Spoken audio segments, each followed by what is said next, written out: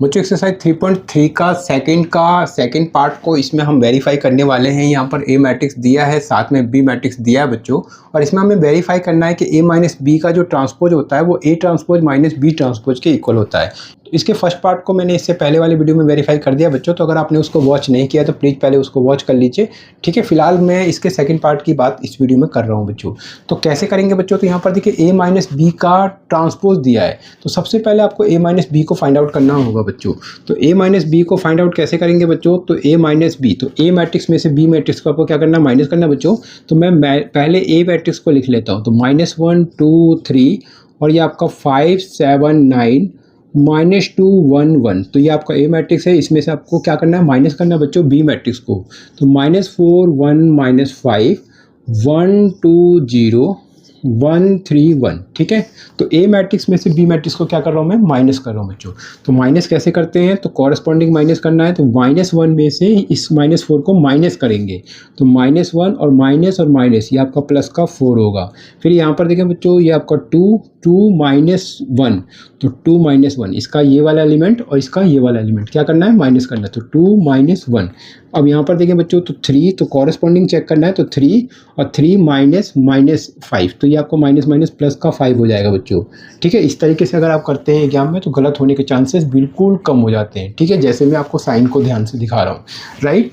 यहाँ पर देखिए बच्चों, ये 5 हो गया, 5 -1, तो आपको ऐसे ही लिखना है 5 -1, फिर 7 -2, तो 7 और ये आपका -2, 7 -2, फिर 9 -0, तो 9 -0, ये आपका -2 और ये आपका माइनस का 1, ठीक है।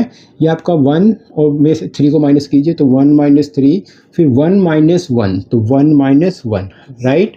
तो क्या आएगा बच्चों, तो ए माइनस बी आ रहा है यहाँ पर, ये आपका 3 और ये आपका 1, ये आपका क्या होगा 8, और यहाँ पर आपका 4, ये आपका 5 और ये आपका 9, माइनस का 3 माइनस का 2 और ये आपका 0। तो इस तरीके से ए माइनस बी, तो ये आ रहा है बच्चों ए माइनस बी मैट्रिक्स, ठीक है। अब आपको यहाँ देखना है बच्चों कि ए माइनस बी का क्या दिया है, ट्रांसपोज फाइंड आउट करना है। तो ट्रांसपोज फाइंड आउट करते हैं बच्चों। तो ए माइनस बी का ट्रांसपोज के लिए क्या करना है बच्चों, तो ए माइनस बी और उसका करना है ट्रांसपोज। तो ट्रांसपोज के लिए क्या करते हैं बच्चों, ये जो रो वाइज लिखा है 3 1 8, इसको आपको कॉलम वाइज लिख लेना है, ठीक है। तो ये हॉरिजेंटल है, तो आपको इसको कैसे लिखना है, वर्टिकल, तो 3 1 8। इसी तरीके से इसको भी वर्टिकल, ये हॉरिजेंटल लिखा है, इसको वर्टिकल लिखना है, तो 4 5 9, ये हॉरिजेंटल है बच्चों, इसको वर्टिकल लिखें, तो -3 -2 और ये आपका 0, राइट। तो इस तरीके से ए माइनस बी का ट्रांसपोज आ चुका है बच्चों, और इसको हम कह देंगे कि ये फर्स्ट हो गया, ठीक है। अब आपको क्या करना है, A transpose minus B transpose find out करना है। तो ए ट्रांसपोज को कैसे फाइंड आउट करेंगे, तो आपको क्या करना है, इसके लिए ए ट्रांसपोज को फाइंड आउट करना है, तो लिखना है ए ट्रांसपोज, तो एंड करके लिख दीजिए या आल्सो करके, ठीक है। तो ए ट्रांसपोज क्या होगा जरा देखें, तो ए ट्रांसपोज -1 2 3, ये हॉरिजेंटल दिख रहा है, इसी को आपको क्या करना है, वर्टिकल लिख लेना है और ट्रांसपोज फाइंड आउट कर लेना है, ठीक है। तो करते हैं बच्चों, तो क्या होगा जरा देखिए, तो -1 2 3, ये जो हॉरिजेंटल था इसको मैंने वर्टिकल लिख दिया। फिर ये 5 7 9 हॉरिजेंटल है, तो इसको मैं वर्टिकल लिख दूंगा 5 7 9। फिर यहाँ देखिए -2 1 1, तो ये आपका हो जाएगा -2 1 1, ठीक है। तो इस तरीके से ए डैश फाइंड आउट कर लिया, ए डैश मतलब ए का ट्रांसपोज मैंने फाइंड आउट कर लिया है। अब आपको क्या फाइंड आउट करना है, बी का ट्रांसपोज। तो बी का ट्रांसपोज को फाइंड आउट करते हैं। बी को ट्रांसपोज को फाइंड आउट करने के लिए आपको यहाँ पर लिख देना है बच्चों ऑल्सो, तो हम बी ट्रांसपोज को भी फाइंड आउट कर रहे हैं। तो बी ट्रांसपोज के लिए बी को देखें, तो -4 1 -5 है, तो हॉरिजेंटल है, तो आपको वर्टिकल लिखना है, तो -4 1 -5, ठीक है, 1 -5, फिर 1 2 0, तो इसको आपको वर्टिकल लिखना है 1 2 0। फिर ये 1 3 1, तो इसको कैसे लिखेंगे, वर्टिकल लिखें, तो 1 3 1, ठीक है। तो इस तरीके से बी ट्रांसपोज भी आ गया। अब ए ट्रांसपोज में से बी ट्रांसपोज को क्या करना है, माइनस करना है, तो माइनस करते हैं बच्चों। तो माइनस करते हैं बच्चों, तो A dash minus B dash मतलब A transpose minus B transpose.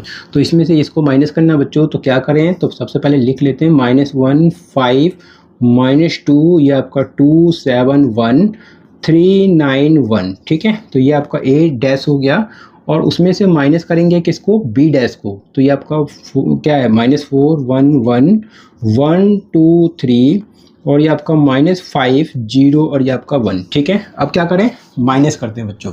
तो माइनस कैसे करेंगे, तो कॉरेस्पॉन्डिंग माइनस करेंगे, तो -1 माइनस प्लस का हो जाएगा 4, तो -1 और ये आपका प्लस का 4, ठीक है। इस तरीके से यहाँ पर देखें तो ये आपका क्या होगा 5 5 में से माइनस करेंगे 1 को, तो 5 माइनस 1, फिर यहाँ पर देखिए माइनस का 2 और माइनस करेंगे किसको 1 को, तो माइनस का 1।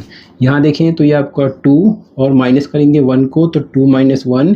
यहाँ पर आपका 7 माइनस ये आपका सेकंड, यहाँ देखें तो 7 माइनस 2, यहाँ पर देखें 1 माइनस 3, तो 1 माइनस 3। यहाँ देखें बच्चों तो ये आपका 3 माइनस माइनस, तो ये आपका प्लस का 5 हो जाएगा।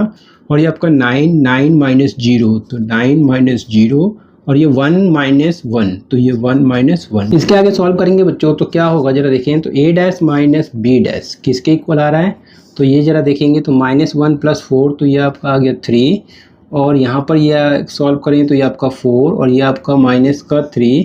यहाँ पर ये क्या होगा बच्चों, तो ये आपका 1 होगा, यहाँ पर ये आपका 5 और यहाँ पर ये माइनस का 2, ये आपका 8 होगा और ये आपका 9 होगा और ये आपका 0 होगा। ठीक है, तो a dash minus b dash ये आ रहा है। ठीक है, तो a dash minus b dash और a माइनस b का डैश ये दोनों चेक करें क्या सेम है क्या। 3 4 माइनस 3, तो 3 4 माइनस 3, 1 5 माइनस 2, तो 1 5 माइनस 2, और 8 9 0, तो 8 9 0। तो आपने क्या देखा कि a dash minus b dash किसके इक्वल आ रहा है, a माइनस b का होल डैश। ठीक है, तो a माइनस बी का मतलब ट्रांसपोज के इक्वल आ रहा है। तो ठीक है, तो इसको आप क्या कहेंगे बच्चों, सेकंड कहेंगे।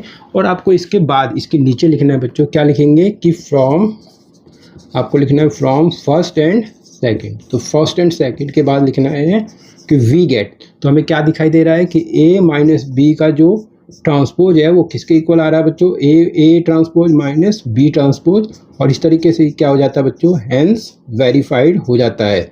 इस तरीके से सेकंड पार्ट को भी हमने वेरीफाई कर लिया है बच्चों, और उम्मीद करता हूँ आपको बहुत आसानी से समझ में आ गया होगा। अगर समझ में आ गया है तो वीडियो को लाइक करना मत भूलना। चैनल पर पहली बार आते हैं तो प्लीज़ चैनल को सब्सक्राइब कर लेना बच्चों, क्योंकि एनसीईआरटी का आसान हल मैं पूरा कोशिश कर रहा हूँ कि आपके लिए मैं ला सकूँ। और अगर आप चैनल को सब्सक्राइब करते हैं, वीडियो को लाइक करते हैं, तो मुझे बहुत अच्छा लगेगा कि आप लोग इस चैनल से बहुत अच्छे से मन लगा कर पढ़ रहे हैं बच्चों।